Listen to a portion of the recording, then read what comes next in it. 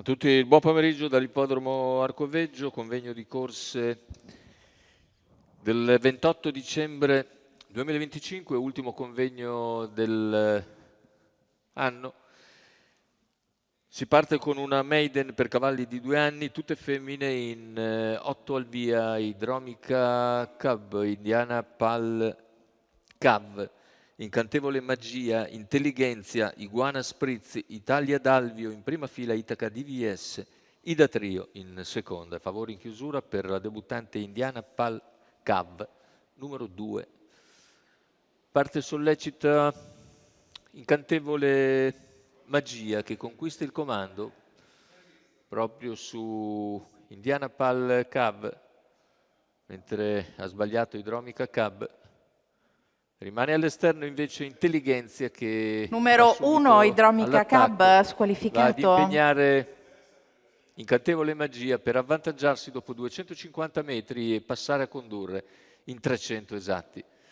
Guida dunque l'allieva di Enrico Bellei, Intelligenzia che completa un quarto iniziale nell'ordine del 29-6, seconda posizione per Incantevole Magia, poi Indiana Palcav, quindi Indiana Spritz e tutte le altre.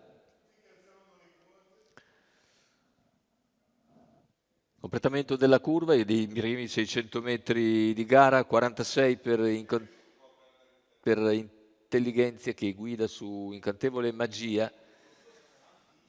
Terza posizione lungo la corda per Indiana Pal Cav, mentre all'esterno c'è la progressione di Iguana Sprint e di Itaca DVS.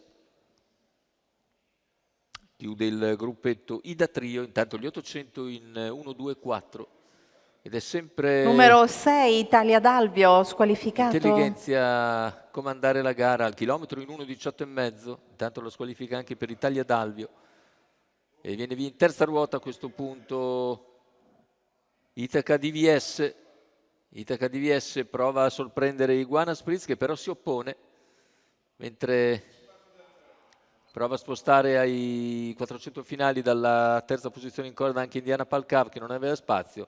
Sopravanza Incantevole Magia in difficoltà. Intanto però è sempre in vantaggio Intelligenzia su Iguana Spritz a centropista Itaca DVS, Intelligenzia in vantaggio ai 60 metri finali, lo scatto interno di Diana Palcav che passa nel finale e vince sulla stessa Intelligenzia, mentre al terzo finisce Iguana Spritz davanti a Itaca DVS 1,17,6, il ragguaglio al chilometro, 36 a chiudere, la vince con il minimo sforzo praticamente al debutto Edoardo Baldi con Indiana Pal Cav che si lancia in open stretch in retta d'arrivo per passare agevolmente nel finale e imporsi, cominciare così la carriera con un bel primo piano.